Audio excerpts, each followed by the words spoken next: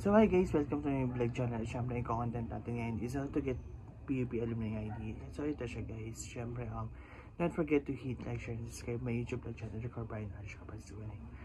So guys, paano nga ba kumuha ng PUP Alumni ID? Siyempre, ang use nun is for the entrance. Siyempre, kapag may PUP Alumni ID ka, is pwede ka makagamit nito for the entrance fee. For example, graduate ka na, and siyempre, kailangan mo kumuha ng mga bagay na documents mo para sa PUP. Pwede mo siya gamitin for your entrance kasi ito yung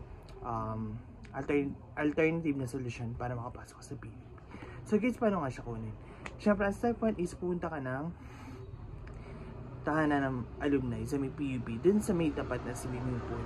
Siyempre, una mong gagawin din is papasok ka talaga dun, and siyempre, second part nun is look for tagagawa ng ID din ng PUP alumni. Siyempre, din lang yun malapit sa may sa pinakadulo ng office, and then may makikita ka din na gumagawa ng PUP alumni ID. Then try to contact her na gawin yung alumni ID mo, and syempre magbabayad ka ng 500 pesos.